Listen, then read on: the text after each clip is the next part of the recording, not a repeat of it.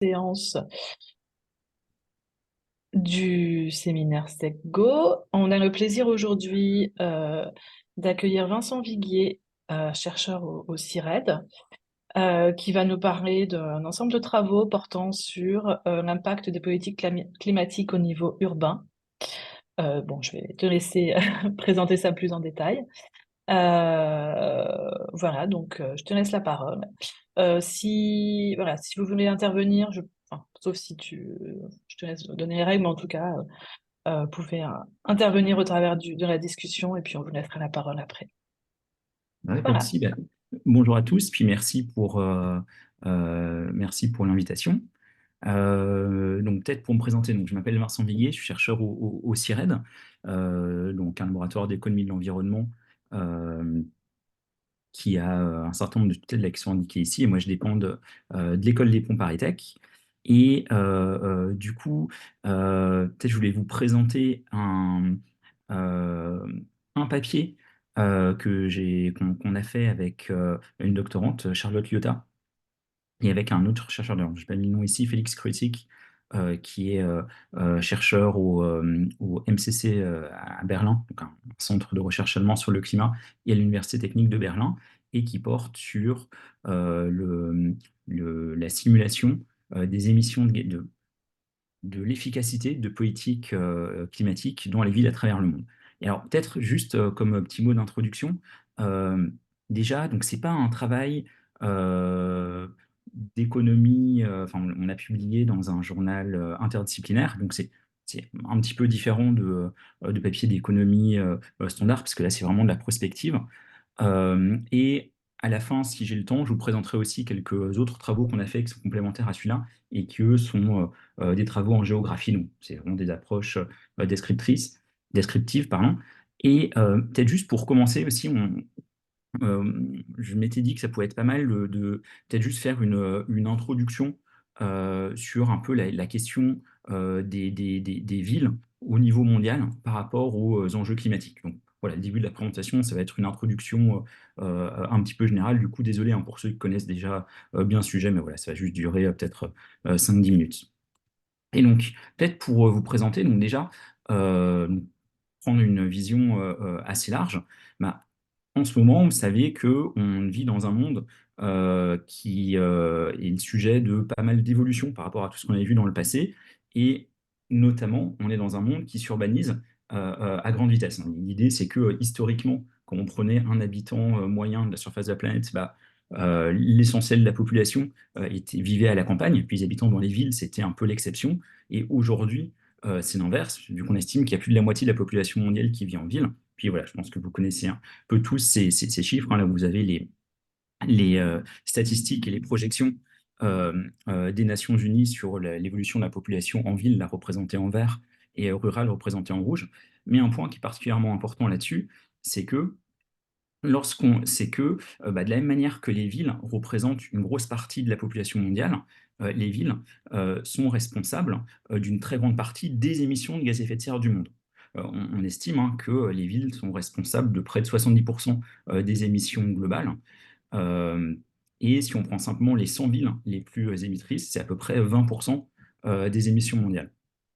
Et l'autre point aussi, c'est que quand on regarde juste les chiffres absolus de l'accroissement de population dans les villes, en fait, c'est des chiffres qui sont massifs. C'est-à-dire que en ce moment, et puis c'est le cas depuis une vingtaine d'années, et dans les projections, ça va être le cas dans les décennies futures, bah, chaque semaine, en moyenne, il y a 1,5 million de nouveaux urbains dans le monde. Donc c'est en gros l'équivalent du Grand Lyon hein, qui est construit chaque semaine. Ou pour dire ça autrement, c'est chaque année 10 fois l'Île-de-France qui se construit dans le monde. On est en train de construire à une vitesse complètement massive. Et une grosse question qui se pose du coup, quand on s'intéresse au changement climatique, c'est bah, est-ce que ces villes qui sont en train d'être construites sont construites d'une manière qui permet, qui facilite ou pas d'y réduire les émissions de gaz à effet de serre. Après, un autre point qui est très important lorsqu'on s'intéresse aux villes et au climat, c'est que les villes ont un rôle tout à fait particulier dans la transition énergétique, parce qu'en fait, elles ont des incitations particulières. Donc, vous savez sûrement, hein, il y a cette idée que lorsqu'on regarde au niveau des pays, bah, les pays n'ont pas vraiment intérêt à réduire les émissions de gaz à effet de serre au niveau individuel. En tout cas, il y a cette idée que si un pays réduit ses émissions de gaz à effet de serre tout seul, ça va nuire à son économie et ça ne va pas servir à grand-chose. Alors, le fait que ça nuise effectivement à l'économie, ça, il y a beaucoup de choses qui peuvent être dites là-dessus, hein. Il y a beaucoup de travaux qui disent le contraire, mais en tout cas, il y a cette idée. Et toujours est-il que lorsqu'on regarde au niveau des villes, là, c'est très très différent, tout simplement parce que il y a énormément de mesures que peuvent prendre des villes pour réduire les émissions de gaz à effet de serre, qui sont très bénéfiques à court terme sur tout un tas de questions.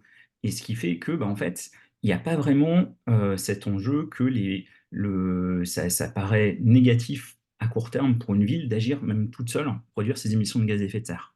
Parce que bah, réduire les émissions, ça peut s'accompagner d'économies de consommation d'énergie, ça peut s'accompagner d'une amélioration de l'image des villes, ça réduit la vulnérabilité aux fluctuations des prix du pétrole, ça réduit la pollution de l'air, etc., etc. Et donc ça, c'est notamment un argument qui avait été avancé par Elinor Ostrom dans un papier d'opinion qu'elle avait fait pour la Banque mondiale. C'était en 2009, non, en 2008, si je me rappelle bien. Et du coup, il y a vraiment cette idée que, bah, au niveau d'une ville, en fait, il y a beaucoup moins de freins à agir pour réduire les émissions de gaz à effet de serre qu'au niveau des pays, et que comme les villes sont responsables d'une grosse partie des émissions mondiales, bah, c'est vraiment là qu'on peut s'attendre à ce que, à court terme, il y ait des actions relativement rapides. Alors, peut-être juste pour illustrer ça, hein, les co-bénéfices des actions, des politiques des villes pour réduire les émissions de gaz à effet de serre, c'est quelque chose qui a, par exemple, été pas mal étudié dans le dernier rapport du GIEC. Donc vous avez par exemple ce tableau ici. Alors ce tableau, il vient d'un document qui s'appelle le Summary for Urban Policymakers, que vous connaissez peut-être. C'est disons un résumé des derniers rapports du GIEC mis en forme pour les décideurs urbains. Donc, en gros, il y a juste les informations qui concernent les villes qui sont sorties. Donc c'est un document qui est assez pratique. Euh, voilà, pour récupérer les infos concernant les villes, et notamment donc, dans le Summary for Urban Policymakers du dernier rapport du GIEC, vous avez ce tableau ici qui regarde bah, dans quelle mesure est-ce qu'un certain nombre de politiques qu'on peut faire pour réduire les émissions de gaz à effet de serre, qui sont listées ici. Alors je ne sais pas si vous voyez ma souris d'ailleurs, mais donc, chacune des lignes représente une politique, et chacune des colonnes représente un des différents objectifs de développement durable définis par les Nations Unies. Donc, je me dis que vous connaissez tous ce que c'est. Euh, et donc, différents objectifs qui définissent, disons, la qualité de vie. Et ce que vous voyez ici, c'est bah, lorsqu'il y a un plus, c'est que ce type de politique est en synergie avec cet objectif de développement durable. Lorsqu'il y a un moins, c'est en opposition.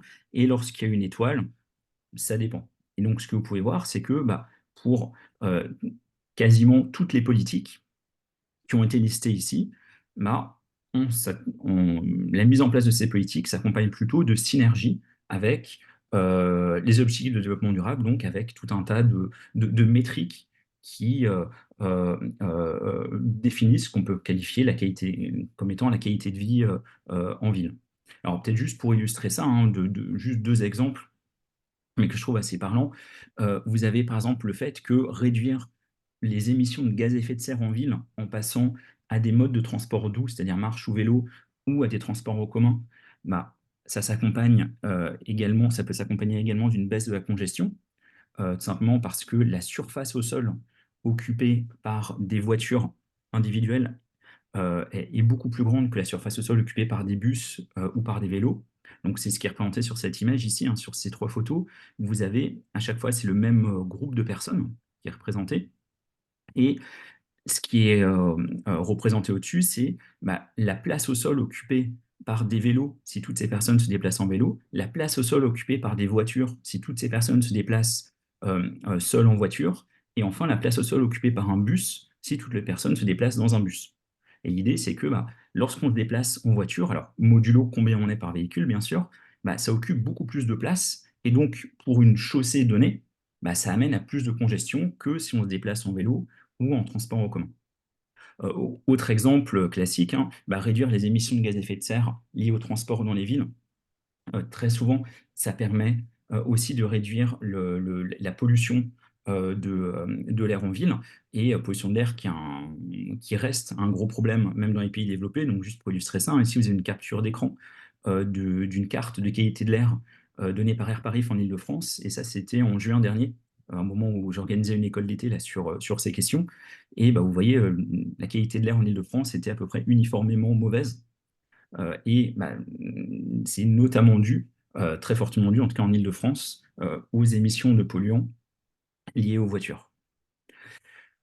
Et donc, bah, suite à ça, vous avez pas mal vous avez pas mal de déclarations d'hommes politiques ou d'organisations internationales, notamment les Nations Unies, disant que voilà, les villes sont vraiment un maillon essentiel pour réduire les gaz à effet de serre dans le monde. Et alors, suite à ça, bon, je vais pas m'étendre là-dessus, mais vous savez peut-être que par rapport aux négociations internationales sur le climat, il y a toute une question qui est assez récurrente, qui est bah, quelle est la place des acteurs subétatiques, donc des régions et des villes, dans les négociations, et est-ce qu'elles ne devraient pas également jouer un rôle? Et par rapport à ça, si jamais ça vous intéresse, vous avez tout un tas de choses sur dans quelle mesure est-ce que les pays, dans les engagements dans les NDC, donc dans les promesses de réduction d'émissions de gaz à effet de serre auxquelles ils s'engagent dans les négociations internationales.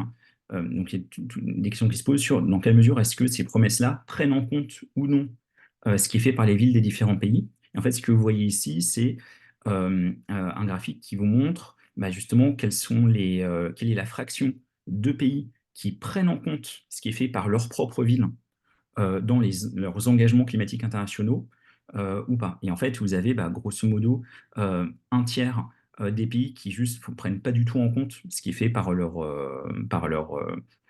ville, alors qu'ils bon, ils pourraient tout à fait le prendre en compte. Vous en avez juste un quart qui le prend bien en compte et quasiment 40% qui le mentionnent simplement, mais sans rentrer plus dans les détails, quoi. Et alors, bon, ça je vais passer. Et peut-être dernier message là-dessus, enfin deux derniers messages là-dessus en cette introduction.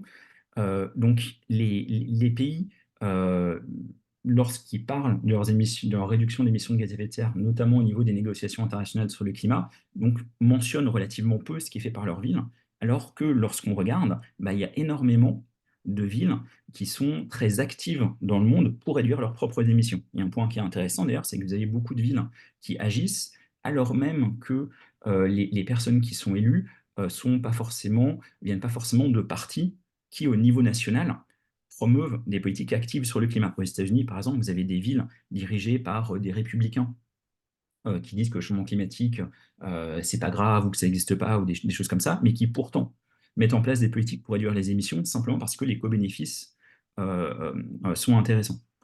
Cette carte ici, c'est un travail auquel j'ai participé avec pas mal d'autres chercheurs européens dans lequel on avait analysé si des villes étaient actives ou non sur le climat. Et en fait, là, ce que vous voyez, c'est que toutes les villes qui ont un petit triangle bleu ou un petit rond vert sont des villes qui ont mis en place un plan climat pour réduire leurs émissions de gaz à effet de serre. Celles qui sont représentées en noir, c'est celles qui n'ont pas mis en place de plan. Et un point qui est important, c'est que vous avez quelques pays en Europe, c'est ceux qui sont représentés en orange foncé ici, pour lesquels c'est obligatoire pour les villes de mettre en place un plan climat. Donc, bon, les villes le font, enfin, sauf si elles sont en retard. Mais pour tous les autres pays, ceux qui sont représentés en orange clair, c'est pas obligatoire. C'est-à-dire que vous voyez qu'il y a énormément de villes qui n'ont pas d'obligation de mettre en place des plans de réduction de leurs émissions, mais qui le font. Et vous avez des chiffres, des choses un peu similaires euh, aux États-Unis. Euh, et voilà, et peut-être deux derniers mots d'introduction. Donc, ce qu'il faut voir, c'est que les villes donc, agissent, mais également, il y a tout ce qu'on appelle les villes constituent des centres d'expertise de manière à se renseigner les unes des autres sur comment réduire leurs émissions de gaz à effet de serre. Et vous avez notamment vous avez eu notamment la création de ce qu'on appelle des réseaux de villes, c'est-à-dire des associations hein, de villes, de manière à partager leurs expériences, à faire des retours d'expérience, ou alors pour mutualiser des fonds pour financer des recherches. Alors, les réseaux de villes peuvent être soit l'initiative des villes, soit aidés hein, par des États ou des organismes internationaux, mais juste pour vous en présenter quelques-uns. En 2005, vous avez eu le C40, qui est un des principaux réseaux de villes comme ça. Voilà, en 2007, un autre. En 2008, le Covenant of Meyer. Enfin, voilà, vous en avez plein. Là, j'ai juste quelques-uns, je ne vais pas rentrer dans les détails. Mais voilà, tout ça pour dire que même indépendamment de ce que les États peuvent faire, les villes, entre elles, euh, s'épaulent les unes les autres, au moins pour faire diffuser de l'expertise. Et après, tout dernier point, c'est que quelque chose qui a été souligné dans le dernier rapport du GIEC à propos de ce que les villes peuvent faire sur les réductions d'émissions de gaz à effet de serre, c'est qu'un message qui est assez important, c'est que on s'est aperçu, suite aux épisodes de confinement liés au Covid, que les villes peuvent agir relativement rapidement dans plein de domaines.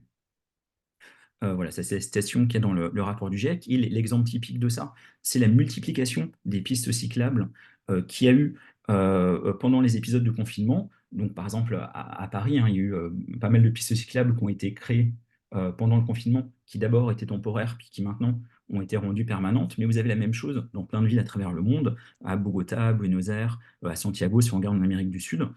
Et dans ces villes, vous avez une multiplication par 6 du nombre de cyclistes entre avant le confinement et après le confinement, et juste en quelques années. Et du coup, ça montre que, en tout cas, c'est possible d'agir relativement vite pour baisser les émissions, en tout cas liées au transport dans les villes.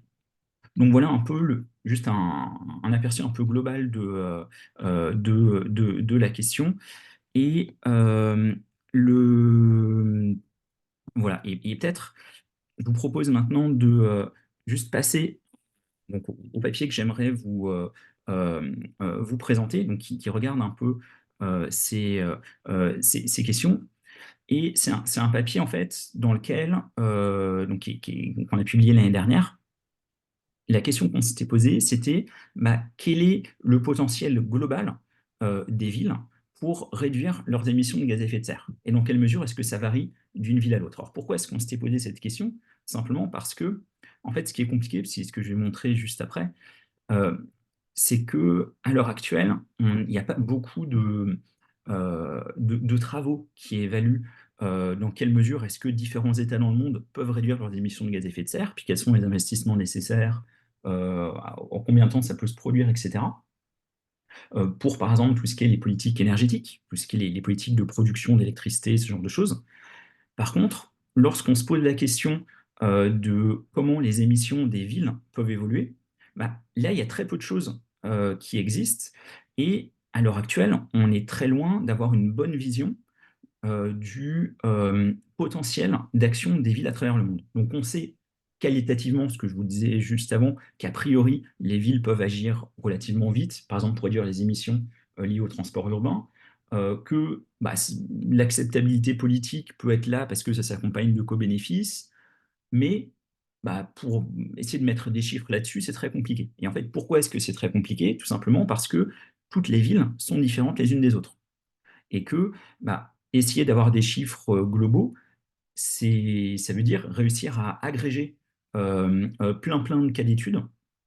Et aujourd'hui, ça reste un challenge. Et lorsque je vous disais que beaucoup de pays ne prennent pas en compte ce qui est fait par leur ville dans leur NDC, donc dans leurs engagements auprès des négociations dans les négociations internationales, c'est notamment parce que c'est juste très compliqué pour un pays de savoir en pratique quelles peuvent être les conséquences de ce qui est fait par leur ville. Si on prend le cas de la France, par exemple, en France, on sait qu'il y a plein de villes qui développent des pistes cyclables. Mais maintenant, au niveau du pays global, savoir dans quelle mesure est-ce que ça va contribuer aux baisses d'émissions du pays, c'est un truc qui est pas simple.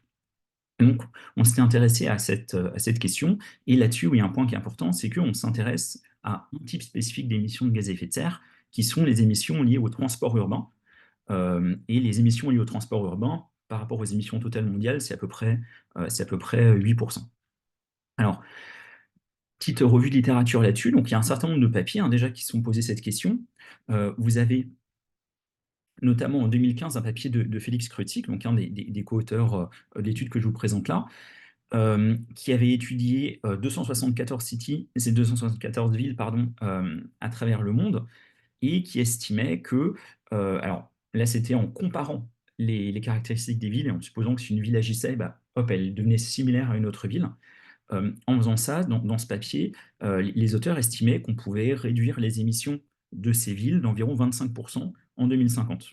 Après, en 2017, vous avez eu un rapport joint de McKinsey, donc un cabinet de conseil, et du C40, un des réseaux de villes que je mentionnais tout à l'heure, et qui, alors c'est avec des méthodes un peu, si vous voulez, des espèces de règles de 3, estime que si jamais on met en place des politiques de planification adaptées et si on développe l'utilisation de la marche, du vélo et qu'on améliore les technologies de véhicules, ben, on pourrait atteindre 22% de réduction dans les émissions globales des villes. Mais c'est avec des méthodes ça, relativement à la louche, quoi.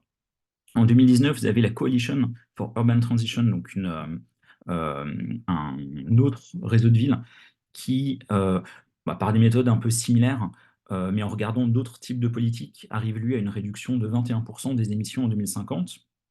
Et après, vous avez pas mal de travaux qui utilisent des IAM, donc des Integrated Assessment Models. Donc ça, c'est les gros modèles mondiaux comme par exemple le modèle IMACLIM qui est développé au CIRED. C'est les modèles qui servent à évaluer les conséquences et les coûts économiques d'actions pour réduire les émissions au niveau mondial. C'est les modèles qui servent, par exemple, à faire les scénarios d'émissions de gaz à effet de serre qui sont après utilisés dans le GIEC. Et donc, dans ces modèles-là, en général, il y a une petite composante qui décrit les villes, mais qui est assez sommaire, et qui, du coup, évalue aussi des choses là-dessus. Le problème, c'est que toutes les études comme ça que je vous ai montrées ont des grosses limites. Déjà parce que elles ne prennent que très peu en compte les différentes caractéristiques des villes. C'est-à-dire que souvent, soit on imagine qu'il y a une ville représentative de toutes les villes d'un continent, par exemple, ou représentative au mieux de toutes les villes d'un pays, et on étudie ça, mais ça ne prend pas du tout en compte le fait qu'il y a des villes petites, des villes grandes, des villes polycentriques, des villes monocentriques. Enfin, là, ça ne prend pas du tout en compte toutes les caractéristiques des différentes villes. En général aussi, on imagine qu'il y a un type d'acteur de ménage représentatif dans une ville.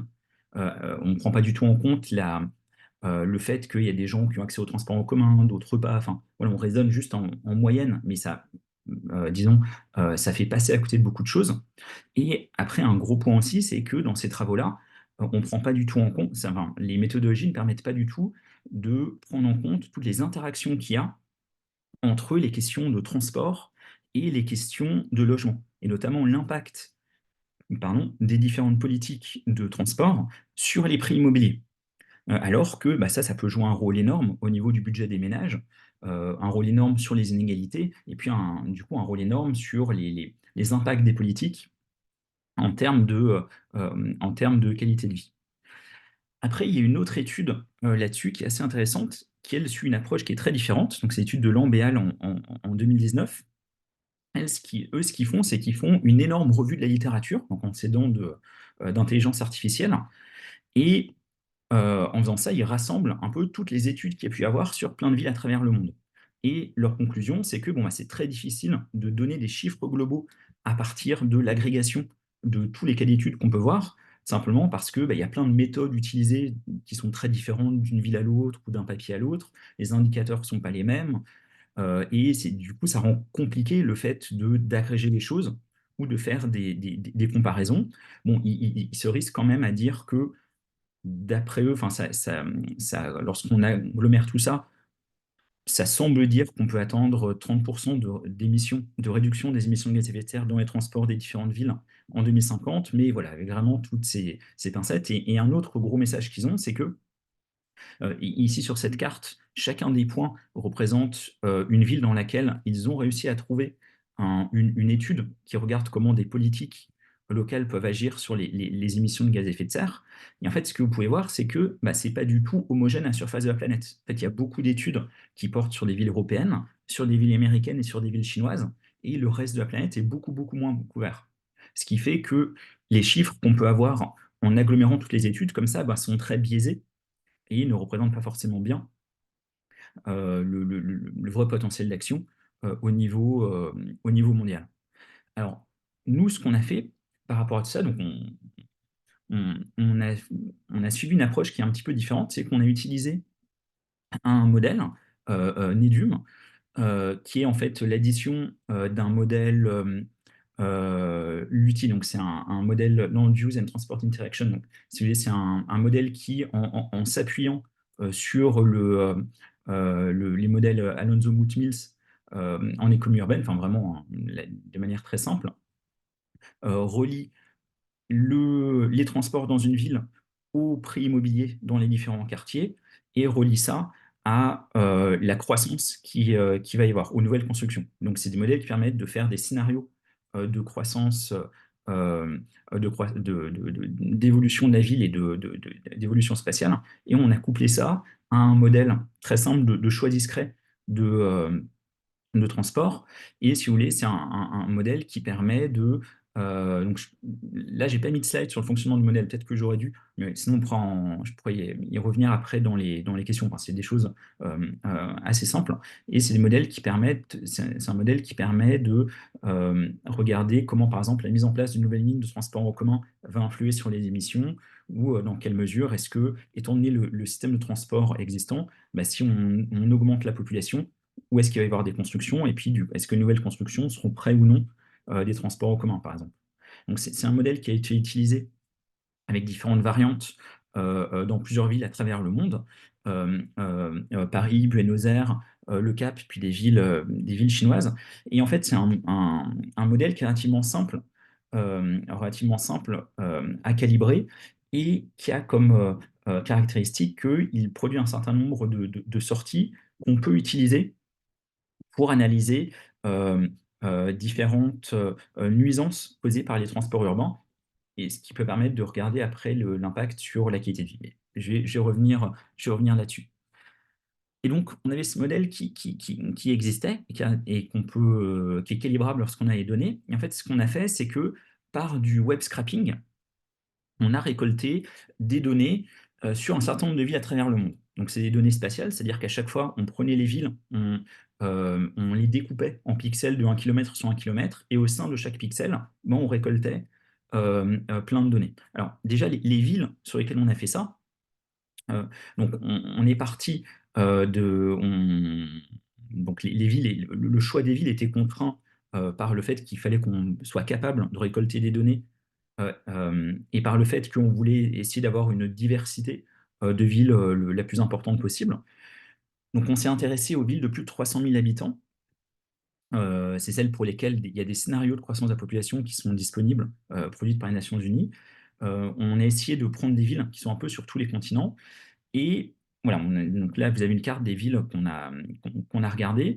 Et ensuite, ce qu'on a fait, c'est qu'on n'a pas pu calibrer notre modèle sur toutes ces villes parce qu'il y en avait certaines d'entre elles pour lesquelles soit les données n'étaient pas de qualité suffisante. Par exemple, beaucoup de villes africaines, bah, on avait des données qui paraissaient contradictoires les unes avec les autres ou des choses comme ça. Donc voilà, là, on exclut ces villes.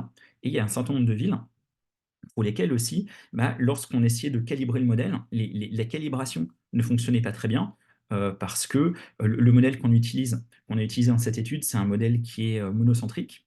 Et bah, dès que les villes donc, aucune ville n'est réellement monocentrique, mais disons que ça peut représenter plutôt une bonne approximation dans un certain nombre de cas, mais il y a certaines villes pour lesquelles ce n'est pas du tout une bonne approximation. Et du coup, bah, dans ces cas-là, on excluait la ville de l'échantillon parce que le modèle ne parvenait pas à reproduire à quoi ressemblait la ville. Donc, par différents filtres comme ça, on a exclu un certain nombre de villes et on a gardé au final 120 villes à travers le monde, donc pour lesquelles on avait des données qui paraissaient de bonne qualité, pour lesquelles il n'y avait aucune des hypothèses euh, du modèle qui ne s'appliquait pas, et pour lesquels bah, le modèle qu'on avait, enfin l'équilibre du modèle qu'on avait représentait bien l'état de la ville à l'instant actuel.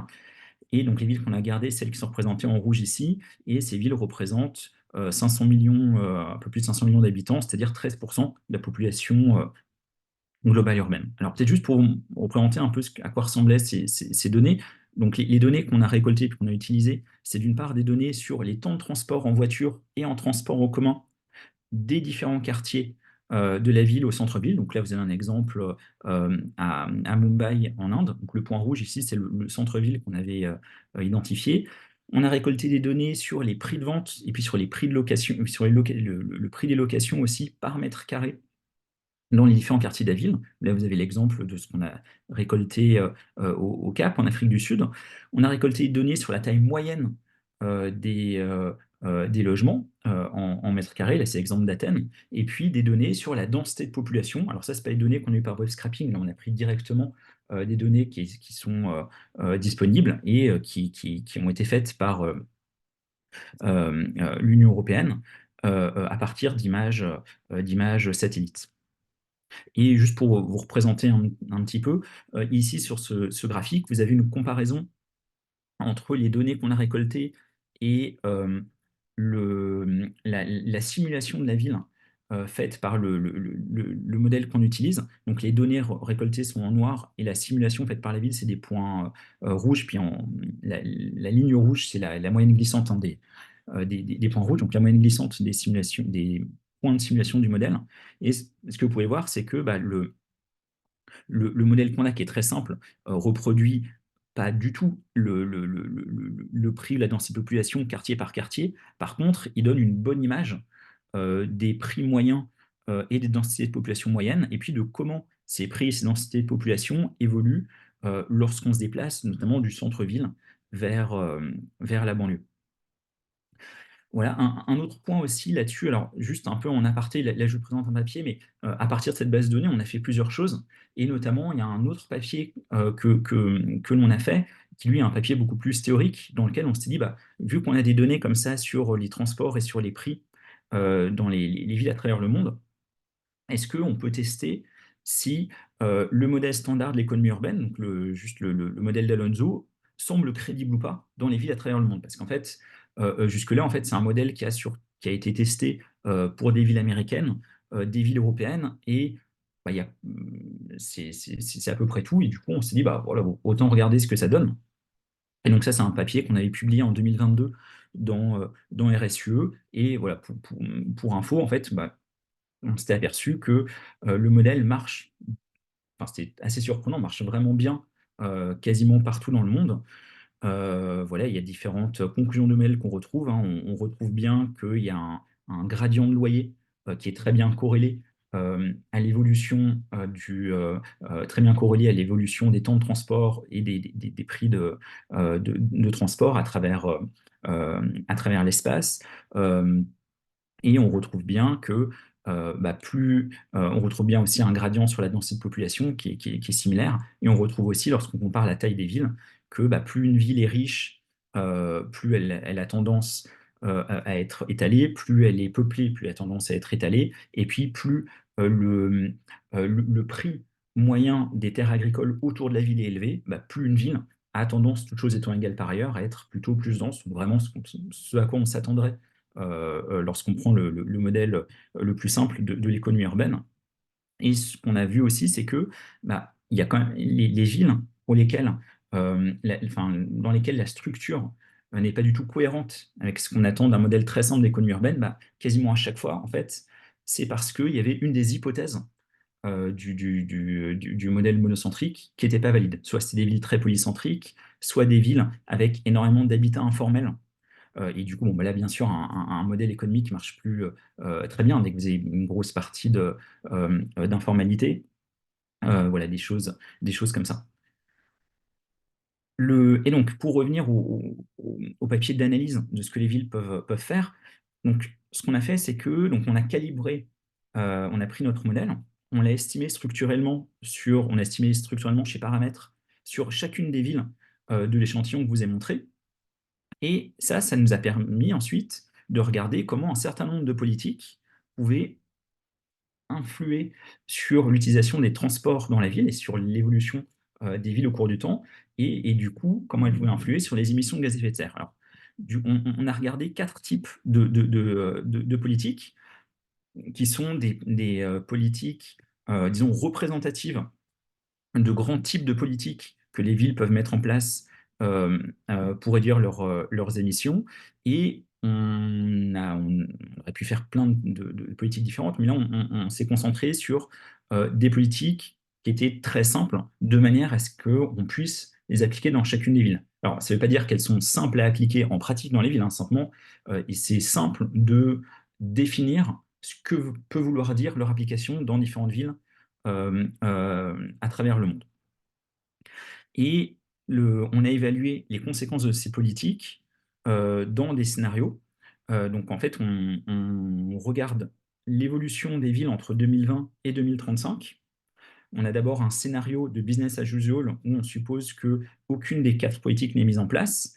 Dans ces scénarios, on suppose que l'évolution de la population des villes euh, correspond aux projections faites par les Nations Unies. On suppose que l'évolution du revenu des habitants vient de scénarios faits par le modèle IMAC-Limaire du CIRED, c'est-à-dire en gros est cohérent avec les scénarios SSP utilisés dans les rapports du GIEC.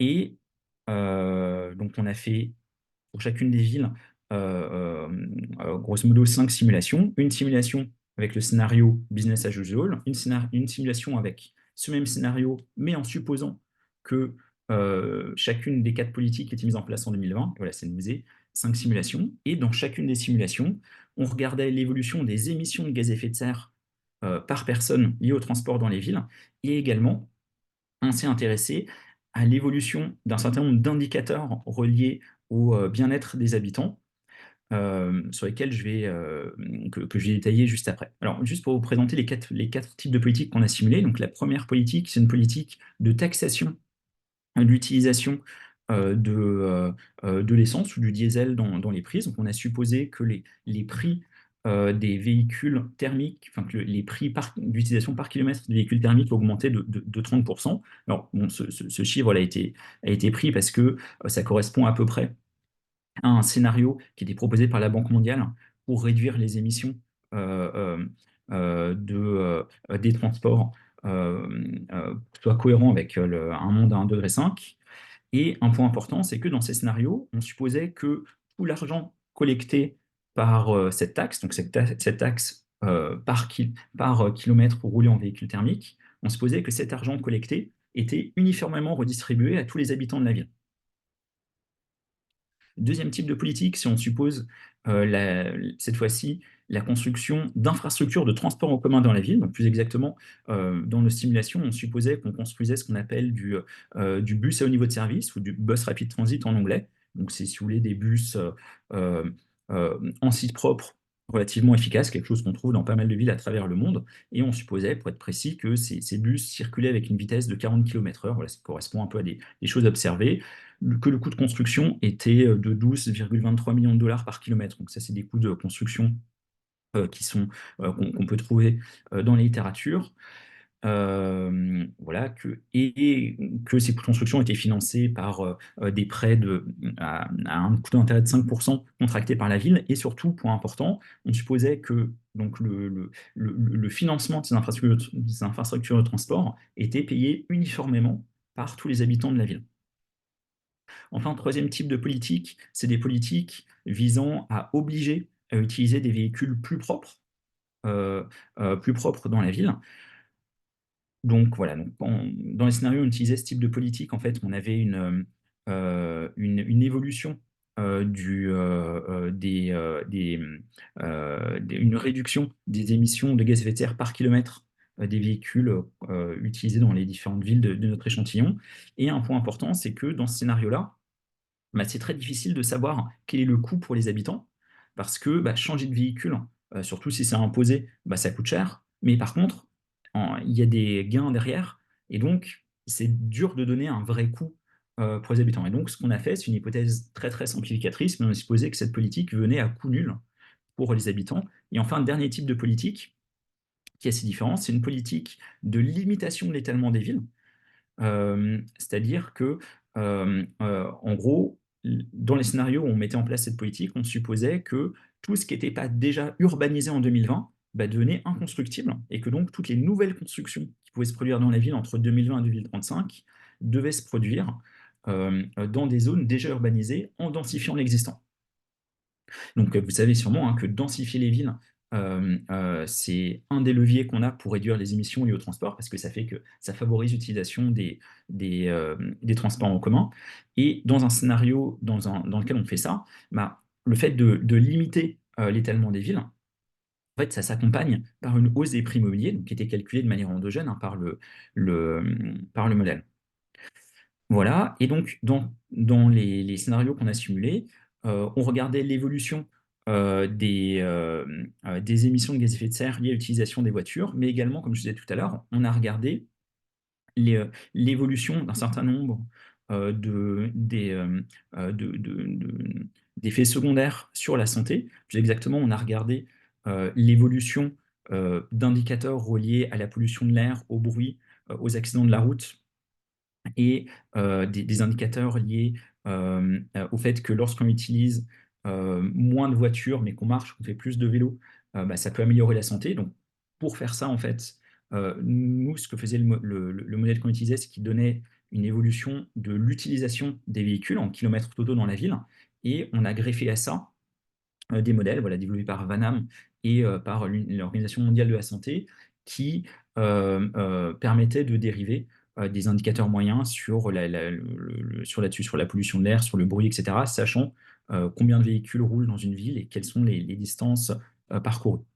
Et on a regardé aussi l'évolution d'un certain nombre d'indicateurs économiques liés aux habitants, l'évolution du revenu des habitants, donc qui peut être impacté à la hausse ou à la baisse si jamais on taxe les véhicules ou si on construit des transports en commun, l'évolution des coûts de transport pour se déplacer à travers la ville et l'évolution des coûts pour se loger. Et de manière à agréger tout ça, eh bien, on a donné des équivalents monétaires aux impacts sur la santé. Alors peut-être pour vous montrer un peu ce que ça donne, ici, donc, sur la carte de gauche, vous avez l'impact sur les émissions de gaz à effet de serre dans les transports de ce qui se passe si jamais, dans toutes les villes de l'échantillon, on applique les 4 politiques que je vous ai présentées. Et donc là, l'impact sur les émissions de gaz à effet de serre, il est représenté en comparant le scénario dans lequel on met en place les 4 politiques au scénario business as usual dans lequel on n'a mis en place aucune des 4 politiques. Et donc, ce que vous pouvez voir, c'est que l'impact est relativement hétérogène.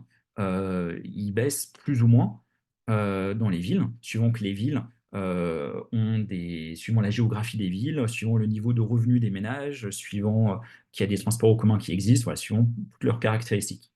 À droite, vous avez la décomposition de ça pour chacune des politiques prises séparément. Vous voyez, BRT, c'est la mise en place du réseau de transport en commun, fuel tax, la taxation sur les carburants, etc. Donc, ce que vous pouvez voir, c'est que pour chacune des politiques, l'impact est là aussi il est très hétérogène suivant les villes. Et surtout, vous pouvez voir que bah, d'une politique à l'autre, ce pas les mêmes villes qui sont, sur lesquelles les impacts sont importants. Donc, il y a des politiques qui marchent bien dans certaines villes, d'autres qui marchent bien dans d'autres. Par exemple, le fait de développer les transports en commun, c'est quelque chose qui marche beaucoup mieux si on est dans une ville qui est déjà relativement dense. Si on est dans une ville qui n'est pas très dense, bah, développer les transports en commun, ça va capter beaucoup moins de monde. Ça, c'est un exemple parmi d'autres. Ou les politiques de restriction de l'étalement urbain, ça marche bien. Enfin, en tout cas, c'est un gros impact sur les émissions si on est dans une ville qui a une croissance démographique suffisamment importante. Si on est dans une ville dans laquelle la population n'augmente pas, bah, le fait de limiter l'étalement urbain, ça aura quasiment zéro impact. Et ce qu'on obtenait, c'est que du coup, bah, si on met en place de manière assez brutale hein, l'ensemble des 4 politiques dans toutes les villes de nos échantillons, on obtient quasiment 30% de réduction des émissions de gaz à effet de serre en 2035 par rapport à en 2035 quand on compare au scénario dans lequel on n'a mis en place aucune politique. Alors maintenant, si on s'intéresse à l'impact sur le bien-être des populations, aux différentes composantes qu'on a, ce qu'on a, c'est que c'est pareil. Ici, donc, sur ce graphique, en abscisse, vous avez différentes politiques. Chacun des points représente une ville différente et chacune des boîtes là, vous représente un des différents impacts sur le bien-être qu'on a simulés. Donc en bleu, c'est les impacts qui touchent à la santé et en jaune, c'est les impacts économiques. Donc, je sais pas, par exemple, si on prend Euh, alors, si je prends par exemple la case du milieu, average housing cost, euh, si on prend la politique de restriction de l'étalement urbain, bah, cette politique, comme je vous disais tout à l'heure, comme elle réduit la surface sol disponible, elle amène à une hausse des prix immobiliers, ce qui fait que euh, bah, on avait voilà, une perte. Donc oui, l'indicateur pour cette politique-là, il faut le lire à l'envers. On avait une hausse des prix immobiliers lorsqu'on met en place cette politique, qui amène à une baisse du bien-être, alors que les autres types de politiques, eux, ont un impact sur les prix immobiliers qui est beaucoup plus faible. Si on prend, je sais pas, l'impact sur euh, les coûts pour se déplacer à travers la ville, bah, si on prend la politique de taxation de taxation des véhicules thermiques, bah, ça amène naturellement à une hausse des prix pour se déplacer à travers la ville. Voilà, c'est le genre de choses qu'on avait. Et là, vous avez bah, des cartes vous montrant lorsqu'on agrège tout ça en prenant des équivalents monétaires, la variation de welfare qu'on a dans les différentes villes, si on met en place les différentes politiques. Puis là, encore une fois, hein, c'est hétérogène. Et bah, d'une politique à l'autre, ce pas du tout les mêmes cartes. Alors maintenant, pourquoi est-ce que je vous montre tout ça? Tout simplement parce que ah oui, deux choses. Déjà, la première chose, c'est que quand on a fait ça, on s'est demandé, bon, bah, maintenant, est-ce qu'on arrive à expliquer ces variations hétérogènes qu'on voit là. Notamment, est-ce que il y a des indicateurs simples qui permettent d'expliquer ce que fait le modèle. Euh, Quand je vous disais par exemple qu'une politique de limitation de l'étalement urbain marche bien si la ville est en croissance, est-ce qu'on trouve des explications simples comme ça pour toutes les politiques? Alors pour faire ça, on a listé un certain nombre d'indicateurs et en fait, bon, le point important, c'est on peut trouver à chaque fois pas mal d'indicateurs qui expliquent pourquoi une politique va être plutôt plus efficace dans une ville que dans une autre. Ça, c'est relativement simple à faire. Mais lorsqu'on fait ça, donc on trouve pas mal d'indicateurs si on fait des régressions qui sont très bien corrélées hein, avec les résultats de simulation du modèle, mais à chaque fois on obtient des R2 qui sont relativement faibles, c'est-à-dire que ça reste très difficile enfin, on peut avoir des choses qui sont corrélées, mais on est loin d'être capable d'anticiper exactement ce que va faire le modèle juste à partir d'indicateurs comme ça parce qu'il y a plein d'interactions qui sont non linéaires, par exemple, et que du coup, voilà, ça justifie le fait que avoir juste des approches très très simples où on regarde les caractéristiques des villes mais sans modélisation permet pas forcément d'aller jusqu'au bout des choses. Après, la dernière chose qu'on a D'ailleurs, faite, c'est qu'on s'est dit, bon, mhm. ok, il y a des villes qui ont donc, si on met en place les quatre politiques, Excuse-moi, Vincent, je pense ouais, qu'il y avait quelqu'un qui avait une ah, question pardon. à poser. Oui, non?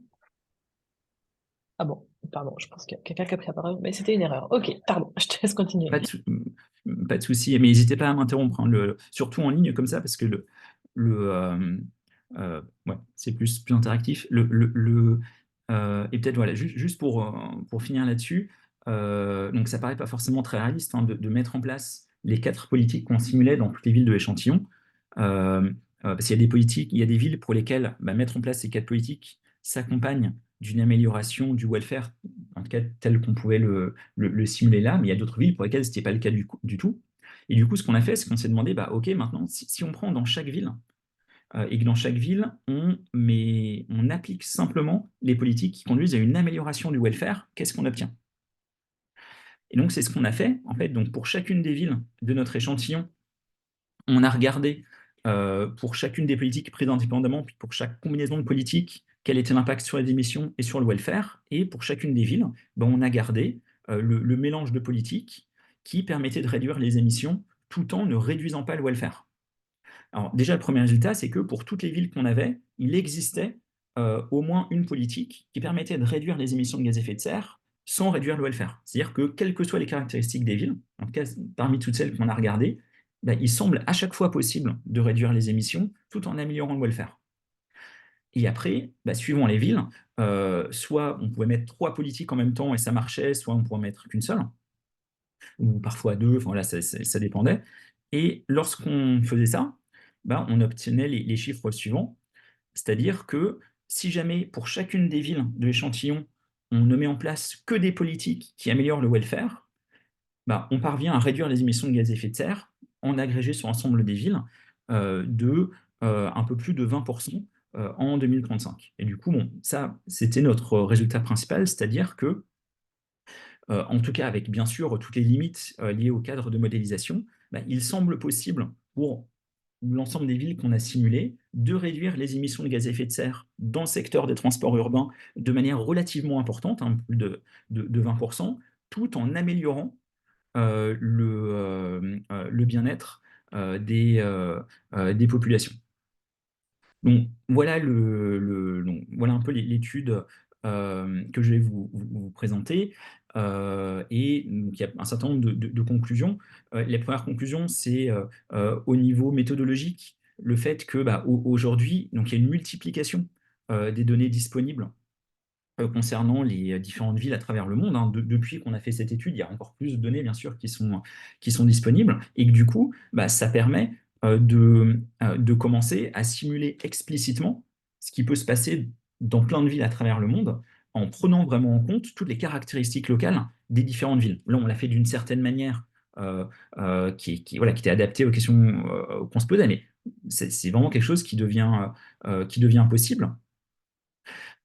Et notamment, alors en termes de décision, enfin d'analyse à décision publique, ça permet de pouvoir commencer à regarder un peu plus finement comment des politiques qui sont spatialement explicites peuvent jouer au niveau mondial. Donc des politiques spatialement explicites, je veux dire par là des politiques qui dépendent vraiment de la géographie des villes. Par exemple, dans quelle mesure est-ce que développer les transports en commun dans le monde bah, peut être efficace au niveau mondial pour réduire les émissions de gaz à effet de serre. Ça dépend beaucoup de la forme des villes, etc.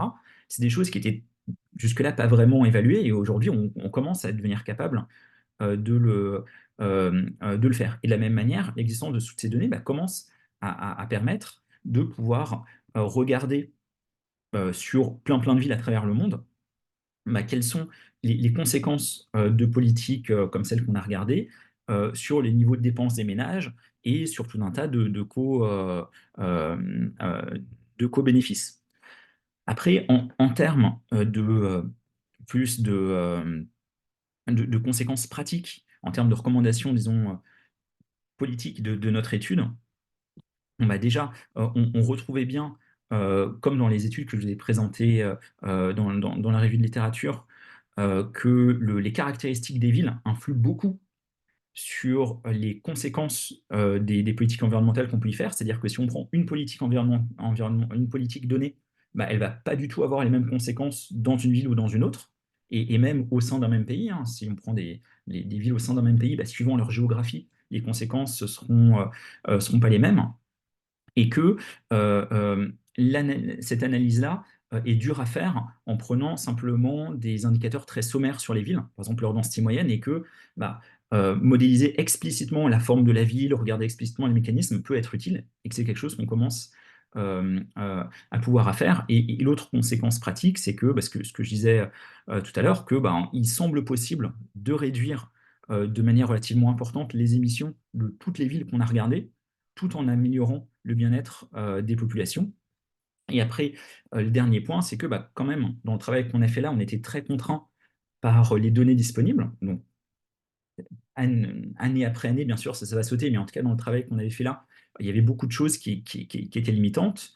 Euh, Déjà, bah, dans l'échantillon, on n'avait pas de ville africaine, parce qu'on n'a pas réussi à récolter de données de qualité suffisamment importante dessus. Donc, on a complètement un échantillon qui est biaisé. On n'avait pas pu récolter de données, par exemple, sur les temps de transport en vélo à travers la ville, ce qui fait qu'on n'a pas pu analyser de politiques comme le développement de pistes cyclables. Et enfin, surtout, bah, je vous ai dit tout à l'heure que le modèle qu'on utilisait, c'était un modèle monocentrique. Donc on supposait que les villes étaient monocentriques, que tout le monde faisait des déplacements pour aller au centre-ville, bon, ce qui est une hypothèse relativement correcte pour pas mal de villes à travers le monde, parce que les centres-villes historiques continuent de jouer un gros rôle, mais bien sûr, c'est quand même très très limitant. Et en fait, on n'avait pas pu faire ça parce qu'on n'avait pas pu utiliser une version polycentrique du modèle, hein, qui existe tout à fait, mais on n'avait pas pu le faire parce qu'on n'avait pas trouvé de données sur la répartition des emplois au sein des villes. Et de la même manière, quelque chose qu'on n'a pas pu faire, c'est que on n'a rien pu dire sur des questions d'inégalité au sein des villes. Sur les questions, parce que dire qu'une politique a un effet sur le bien-être moyen des habitants qui est positif, c'est bien, mais si ça aggrave les inégalités et qu'il y a tout un tas d'habitants pour lesquels ça dégrade le bien-être alors que pour d'autres ça l'améliore, ça ne rend pas les choses très simples en termes d'acceptabilité politique. Et ça, on n'a pas pu le faire parce que de la même manière, on n'avait pas réussi à trouver de données sur, par exemple, les niveaux de revenus des habitants d'un quartier à un autre. Alors ça, c'est des bases de données qui commencent à arriver, hein, notamment la Banque mondiale en fait, mais voilà, ça reste des choses assez limitantes. Voilà, alors, oui, et après, bien sûr, deux derniers points, hein. Là, on a simulé 4 politiques. Du coup, on n'a pas du tout été dans le détail. On aurait pu simuler des politiques beaucoup plus adaptées à chaque ville, et en faisant ça, a priori, ça permet une optimisation. Donc, le résultat qu'on a, il y a de fortes chances qu'il soit très sous-estimé, c'est-à-dire qu'en pratique, il soit possible de réduire les émissions bien plus que ce qu'on estime là, tout en améliorant ou en maintenant la qualité de vie des habitants. Et après, le dernier point, c'est que améliorer la qualité de vie, c'est pas la même chose que dire qu'une politique va être simple à mettre en place politiquement. C'est juste un des éléments, bien sûr. Voilà. Alors, après, j'ai le choix, soit je peux m'arrêter là et on peut discuter de tout ça, soit je peux juste vous présenter un dernier travail. Alors, lui qui est juste un travail descriptif, donc c'est assez rapide, mais qui porte justement sur ces questions d'inégalité euh, euh, au sein des villes. Alors, je ne sais pas ce que vous préférez, ça peut prendre 10 minutes, je pense.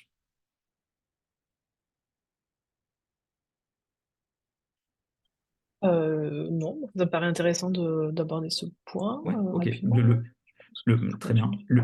Bon, juste très rapidement, alors, sachant que voilà, ce que je vais vous présenter, c'est un papier de géographie. Donc, un papier de géographie, c'est très descriptif, on ne rentre pas dans les mécanismes, mais justement, je me disais que ça pouvait Euh, si jamais vous avez des idées là-dessus, peut être tout à fait intéressant. Alors, en fait, c'est un papier, voilà,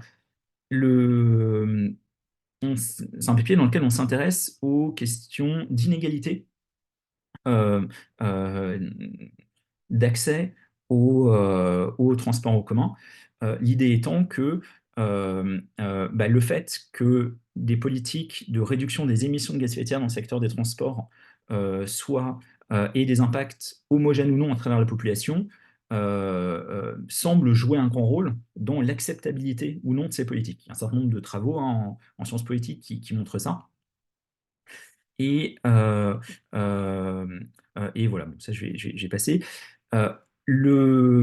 Et lorsqu'on s'intéresse à dans quelle mesure est-ce que réduire les émissions de gaz à effet de serre des transports dans une ville va impacter de manière différente des habitants plus riches ou des habitants plus pauvres, une question qui est assez complexe, c'est que, encore une fois, c'est quelque chose qui dépend beaucoup d'une ville à l'autre, simplement parce que la répartition des ménages suivant leurs revenus au sein des villes est très différente d'une ville à l'autre.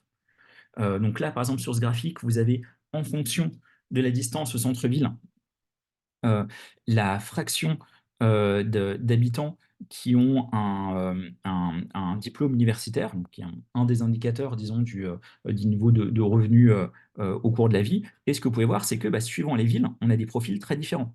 On a des villes comme Détroit, par exemple, dans lesquelles le centre-ville est pauvre et la banlieue est plutôt riche, suivant cet indicateur. On a des villes comme Londres, par exemple, où c'est plutôt l'inverse. Et puis on a des villes où il y a des profils plus compliqués, avec le centre-ville par exemple à New York, qui est plutôt riche, la banlieue proche qui est plutôt pauvre, et la banlieue lointaine qui de nouveau est plutôt riche. Et puis on a plein de choses différentes. Et puis là, bien sûr, je montre des moyennes quand on s'écarte de la distance au centre, mais en fait, ça masque le fait qu'à une distance même du centre, vous avez des quartiers riches et des quartiers pauvres, et que ça, c'est très différent d'une ville à l'autre. Et du coup, nous, ce qu'on a fait dans le papier que je vous présente, c'est on a simplement regardé historiquement euh, les conséquences en termes d'évolution des inégalités d'accès aux emplois de la mise en place de transports en commun en Île-de-France. de 1968 à 2010. Et alors, je vais juste vous présenter les. Donc, c'est vraiment un travail descriptif, hein. On a simulé euh, pour différentes dates l'évolution de l'accessibilité aux emplois de différents habitants dans la ville. Donc, l'accessibilité aux emplois, on a pris ça signifie simplement le nombre d'emplois disponibles à moins de 40 minutes de trajet moyenné sur la population. Et ce qu'on a fait, c'est que pour calculer ça, on s'est appuyé sur les données du recensement de la population, donnant la densité de population et la densité d'emploi dans chaque iris en Île-de-France. Et à l'aide d'un modèle de simulation du transport, on a reconstitué les temps de transport d'un point à l'autre de l'Île-de-France, en voiture et en transport en commun, des années 60 jusqu'à aujourd'hui, suivant toutes les constructions de lignes nouvelles de transport en commun qui a pu y avoir. Et donc, on a obtenu des résultats comme celui qui est représenté ici. Donc, ici, sur ce graphique, ce que vous voyez, c'est pour différentes périodes, donc 1968, 1975, 1975, 1982, etc., les conséquences qu'ont eu la construction des nouvelles lignes de transport en commun sur l'accessibilité aux emplois de différents groupes. Donc, les groupes étaient définis par les CSP, le groupe 1 étant, et en fait, quand on regarde les CSP, une CSP donnée, donc un type d'emploi, correspond à des différents niveaux de revenus, mais il y a quand même une bonne segmentation, ce qui fait qu'il y a vraiment un groupe qui a plutôt des hauts revenus, un groupe plutôt des revenus moyens, et les deux derniers groupes, les ouvriers et les employés, qui ont plutôt des revenus bas. Et lorsqu'on fait ça, bah, ce qu'on peut voir, c'est que si on prend toutes les améliorations au système de transport en commun qu'il y a pu y avoir en Ile-de-France de 1968 à 1975, bah, ça a amené à une augmentation des niveaux d'accessibilité aux emplois qui était quasiment homogène pour chacune des quatre grands types de CSP en Ile-de-France. Si on prend de 1975 à 1982, c'est pareil, etc. C'est-à-dire que, a priori, lorsque les travaux d'amélioration du transport en commun ont été planifiés, bah, c'était fait de manière à avoir un impact relativement homogène entre les différents groupes. Donc ça, c'est ce qu'on a. Si jamais on prend la répartition des habitants au début de la période, la répartition des emplois au début de la période, et qu'on regarde comment l'amélioration des transports en commun va changer l'accessibilité. Maintenant, maintenant, ici, vous avez quelque chose qui est différent. Vous avez l'évolution de pardon, je ne sais pas pourquoi voilà, saute. Maintenant, ce qui se passe, c'est que l'évolution des lignes de transport en commun, les gains d'accessibilité associés, en fait, c'est qu'une seule partie de toutes les évolutions qu'il y a eu en Ile-de-France. Et notamment, entre les débuts et la fin de chaque période, vous avez eu des déplacements de population, des déplacements d'emplois, des variations dans le nombre d'emplois qui, elles aussi, ont contribué à faire varier l'accessibilité aux emplois, puis de manière relativement différente. Donc là, vous voyez, pour chacune des périodes, comment l'évolution du nombre d'emplois total de chaque CSP et comment, en haut, enfin, plutôt, si on prend en bas, voilà, comment l'évolution des lieux d'emploi de chaque CSP et puis l'évolution des lieux de résidence des personnes correspondant aux différentes CSP ont pu impacter aussi l'accessibilité aux emplois. Et lorsqu'on prend tout ça en compte ensemble, on s'aperçoit qu'en fait, ici, vous avez l'évolution totale de l'accessibilité aux emplois pour chacune des CSP, donc en prenant en compte l'évolution des infrastructures de transport, mais aussi tous les déplacements qu'il y a pu y avoir dans les emplois et les lieux de résidence. Et vous voyez qu'en fait, on a eu une évolution qui était complètement inégalitaire, avec une augmentation de l'accessibilité aux emplois décennie après décennie pour la CSP correspondant aux revenus les plus élevés, une amélioration un peu moins marquée pour les revenus intermédiaires et des baisses pour les revenus les plus faibles. Et lorsqu'on regarde un peu l'origine de tout ça, enfin, lorsqu'on fait une décomposition de l'évolution de l'accessibilité aux emplois entre 1962 et 1968 pardon, et 2010, et qu'on regarde la décomposition, on obtient des choses comme ça. C'est-à-dire que même si pour chaque groupe, vous avez une augmentation de l'accessibilité aux emplois, qui s'est amélioré dû aux constructions de transports en commun qui étaient un peu similaires, bah, les déplacements de population et les déplacements d'emploi, eux, ont conduit à une évolution complètement inégalitaire. Et du coup, conclusion voilà, donc ça, je voulais juste vous présenter ce résultat. Et un point qui est important, c'est que, donc ça c'était une étude pour l'Île-de-France, mais vous avez une étude similaire qui avait été faite par Eleanor Stokes et Karen Seto, portant sur, je crois que c'est 150 villes aux États-Unis qui observaient exactement le même phénomène. J'ai pas trouvé d'études regardant d'autres villes européennes, mais voilà, donc il semble quand même qu'il y ait cette espèce de tendance de fond où les déplacements de population et d'emploi conduisent petit à petit à diminuer l'accessibilité aux emplois des personnes avec les revenus les plus faibles et à augmenter celle des individus avec des revenus les plus élevés. Et j'ai jamais vraiment vu de bonne explication théorique de tout ça. Et du coup, voilà, je voulais juste vous présenter ça pour conclure. Donc voilà, merci. Donc désolé, j'ai été un peu rapide, notamment je ne suis pas rentré dans les détails du modèle qu'on avait utilisé, donc je ne sais pas si c'était très digeste. Et bah, n'hésitez pas à me poser des questions. Et merci pour votre attention. Merci à toi pour ta présentation. Est-ce qu'il y a des questions dans le public? N'hésitez pas. Je vais commencer, comme ça fera venir les autres. Euh, alors, par où commencer? J'en ai quelques-unes. Euh, oui, sur les quatre politiques que vous regardez, bah, il y en a deux qui sont typiquement bah, avec des prérogatives très vives, hein, les constructions de bus en site propre et les UGB, là. Alors que, enfin, il semblerait que l'augmentation du coût de l'essence ou l'augmentation euh, du fuel efficiency, c'est des choses qui sont moins directement en rapport, enfin, qui apparaissent moins comme des instruments, enfin, des leviers de politique urbaine. Euh, et il me semble que dans les résultats, quand vous cherchez les combinaisons de politiques qui permettent d'augmenter, enfin, ouais, de maximiser la réduction de carbone en assurant une, enfin, qu'il n'y ait pas de perte de bien-être, ouais, Ouais, ça, je me demandais. Bon, déjà, la taxe sur l'essence, ouais, ça arrive ouais, là. Et même, il me semble que tu parlais d'effets hétérogènes des politiques. Il me semble que c'est une des politiques qui, pour le coup, n'a pas vraiment, enfin, marche très bien partout. ouais, Et du coup, voilà, je me posais la question en ouais. termes de, Mhm. comment dire, d'application, en termes de politique publique plus concrètement.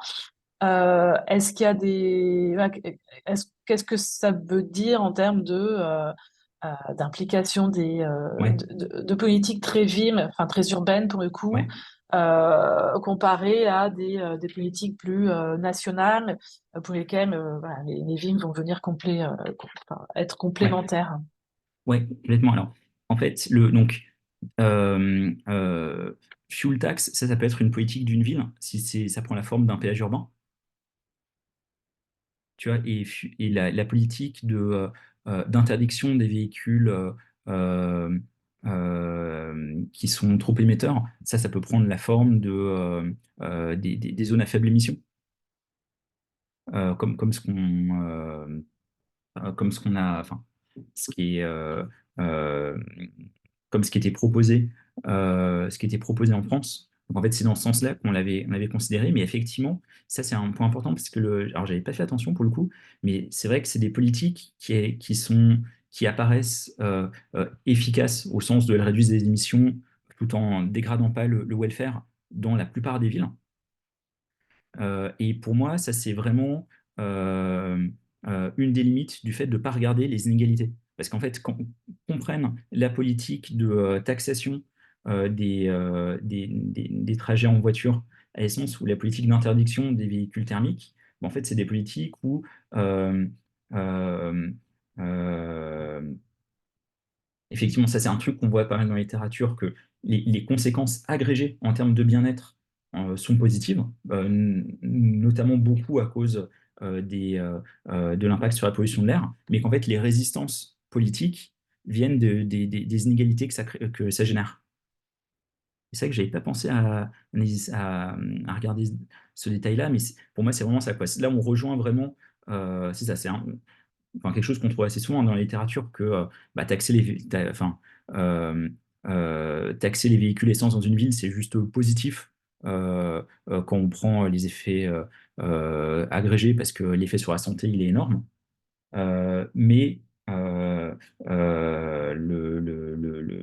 est-ce que c'est simple à mettre en place ou pas? Bah, ça dépend pas trop de cette question-là, mais plutôt des effets inégalitaires que ça entraîne. Et c'est vrai que tu as quelque chose que j'aimerais bien pouvoir faire dès que les données sont disponibles, ce serait de rajouter à ce type d'analyse euh, les inégalités d'impact sur le welfare pour les habitants de la ville, quoi. Et il me semble que ça permettrait d'aller vraiment un cran plus loin. Et est-ce qu'en vous concentrant, alors, je sais pas, au niveau européen, il y a pas plus facile d'avoir accès à des données qui permettent de gratter un petit peu cette question plutôt que Si, si, si. d'avoir une couverture plus. Si, ça c'est possible, ou même au niveau français. Au niveau français, là, ce serait simple. Alors, la doctorante, donc Charlotte Iota, avec qui on avait fait ça, donc qui vient juste de soutenir, elle avait fait un autre travail dans lequel elle avait euh, regardé justement les impacts inégalitaires des zones à faible émission en France, qui était justement enfin, on voit le gros frein politique.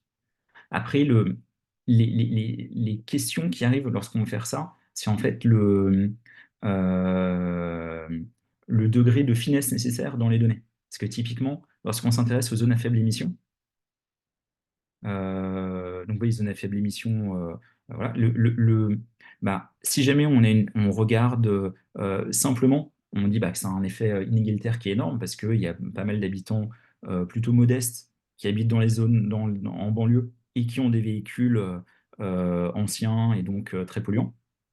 Donc en fait, il y a un énorme effet inégalitaire. Mais quand on commence à regarder plus en détail et qu'on commence à dire, OK, mais est-ce que les personnes ont vraiment besoin de leur véhicule ou pas? C'est-à-dire, est-ce qu'il y a des alternatives en transport en commun?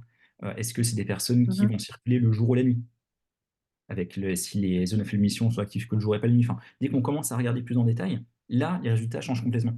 Vous avez une étude comme ça de Sandrine Maty à Mhm. Grenoble qui montre bien ça sur le cas spécifique de Grenoble, où en fait, au fur et à mesure où elle comparait l'approche un peu basique à si jamais elle prend vraiment en compte tout le détail. En fait, quand on prend en compte tout le détail, on voit que il y a plus tant de gens que ça qui sont réellement impactés. Donc en tout cas, c'est simple par des mesures ciblées. Et voilà, et du coup, là-dessus, réussir à voir ça, ou toi, pas faire l'erreur de donner des messages, son P est pas simple, et du coup, ouais, on n'a pas encore essayé, et je pense là, le challenge, ce serait d'être sûr de ne pas raconter n'importe quoi. Ça serait pas mal, oui.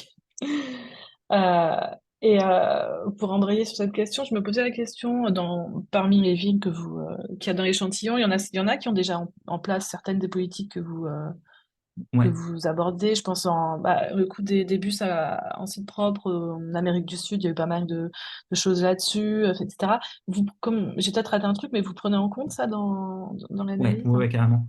Donc en fait, donc là, c'est de ma faute, c'est parce que je suis pas rentré dans les détails du modèle, mais le, donc pour l'année de base et pour les scénarios business as usual, on a donc les cartes de temps et de déplacement en voiture et les cartes de temps de déplacement en transport en commun. Et on suppose que les gens prennent le mode de transport le plus rapide. Donc on module ça un petit peu par le coût du billet, le coût de l'essence, mais grosso modo, on a ça. Donc une ville qui a déjà des transports en commun, que ce soit des BRT, donc des bus à haut niveau de service, ou du métro, ou des bus, enfin, peu importe, c'est déjà pris en compte. Et les données, là, venaient de Google Maps. En fait, Google Maps ne nous disait pas quel type de transport en commun c'était, mais juste si on avait ou pas, quoi. Et après, dans le cas de la politique de BRT, là, ce qu'on a fait, c'est qu'on a supposé que sur toutes les routes principales de la ville, donc là, donc là, on prenait les données d'OpenStreetMap et qui classifie les routes des villes entre, alors c'est pas moi qui ai fait le travail, donc je ne me rappelle plus, je crois qu'il y avait routes principales, routes secondaires, des choses comme ça. et on avait pris une catégorie, et on se posait que sur toutes les villes de cette catégorie, on construisait une ligne de BRT. Donc on n'avait pas regardé si c'était pas redondant avec des lignes de transport en commun. Et de la même manière, il pouvait y avoir des villes où une ville très très étalée, dans lesquelles bah, les routes sont toutes très larges, et où toutes les routes sont considérées comme des routes principales, bah là, bien sûr, ça donnait un peu une politique absurde, on met du BRT partout, alors on pourrait faire beaucoup plus simple, quoi. Euh, donc voilà, on prenait déjà en compte l'état existant. Après, par contre, la simulation de la politique, c'était un truc très, très simpliste, quoi, qui aurait pu être beaucoup plus affiné à ville par ville.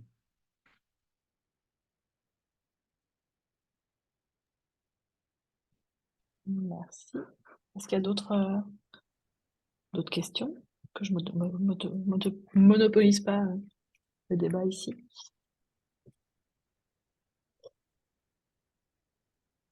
Non. Bah, du coup, je reviendrai peut-être plus sur enfin, ton introduction Ouais, là, sur le rôle des villes dans la politique climatique et comment, et voilà, plus expliquer, voilà, quels sont euh, ouais, les déterminants enfin voilà, au cours du temps, qu'est-ce qu'on a pu observer parce que ouais, j'ai vu que tu étais dans ouais. l'étude avec Redken, etc. Mais euh, qu'est-ce qui peut expliquer que certaines villes se sont emparées du sujet très vite, voilà, et que certaines voilà, interviennent un petit peu plus tard, qu'on a tout comme dans toutes les thématiques environnementales, on a des suiveurs euh, qui suivent des pionniers. Qu'est-ce que toute ton expérience dans ce domaine te permet ouais, de dire là-dessus qu'est-ce qui explique que certaines villes voilà, prennent les Alors, choses en main, ont pris les choses en main plus tôt, des choses comme ça. Est-ce que tu as ouais. des... Alors ouais. là-dessus, donc j'ai pas euh, euh, travaillé directement là-dessus et je connais pas beaucoup la, la littérature. Alors, si, une chose quand même, c'est que j'ai un travail un travail en cours avec une doctorante dans laquelle on regarde différents indicateurs de l'évolution de ville à travers le monde, notamment est-ce que les villes se densifient ou non, et est-ce que les villes se végétalisent ou non, dans une optique de réduire les températures en cas de forte chaleur. Et donc, dans les deux cas, en fait, c'est rendre les villes plus denses ou végétaliser les villes. C'est des grosses recommandations qui sont faites de manière globale aux villes. Donc, voilà, il y a plein de documents qui disent que les villes doivent le faire, etc. Et du coup, ce qu'on fait, c'est que on prend toutes les villes du monde d'un coup, parce qu'il y a des bonnes données qui existent sur ces deux choses, et on regarde quels sont les facteurs qui font qu'une ville se densifie ou se végétalise ou non.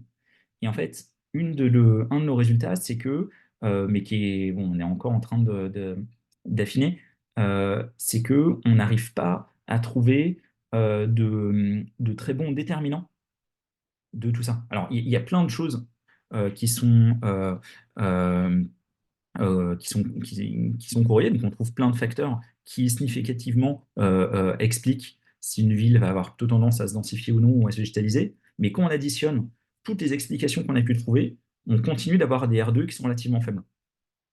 C'est-à-dire qu'il semble que, quand même, il y a une grosse composante idiosyncratique, c'est-à-dire que, bah, quand même, au final, une grosse partie des explications qui font qu'une ville s'est développée d'une manière ou d'une autre, c'est juste les choix locaux qui ont été faits. Et qu'on arrive peu à trouver de bons déterminants. Alors après, quand on fait ça, on n'a pas du tout de données sociales ou de choses comme ça. Donc il y a sûrement en sciences politiques des gens qui ont dû regarder, je ne sais pas s'il y a des structures de gouvernance ou des choses qui favorisent tel type de décision ou tel autre. Mais en termes, en tout cas, économiques ou purement je sais pas, du climat de la ville ou de la géographie de la ville, on trouve plein de choses significativement reliées, mais qui, bout à bout, ont un pouvoir d'explication qui est relativement faible, quoi. Ok, je te remercie. Euh, Bah, s'il n'y a pas de questions de dernière minute dans le public, je pense qu'on va pouvoir clôturer cette session. Bah, merci encore pour cette présentation très intéressante. Bah, Merci merci d'avoir pour assisté au pas de souci, public. merci pour l'invitation et heu et voilà, et n'hésitez pas. Et oui, et un point aussi, enfin, au cas où toutes les données qu'on a utilisées là, notamment toutes les données qu'on a rassemblées sur toutes les villes, sont toutes en accès libre. Et du coup, enfin, voilà, n'hésitez pas, si à un moment vous voulez regarder des choses, donc c'est quartier par quartier. Dans chaque ville, donc c'est pour une année donnée, et puis voilà, il y a euh, la qualité des données n'est pas forcément la même d'une ville à l'autre, parce que c'est compliqué, mais en tout cas, n'hésitez pas si ça peut être utile. Ok, super. Merci à vous, Eh du ben, coup. merci beaucoup. Bonne fin de journée à tout le Bonne monde. Au revoir. Au revoir.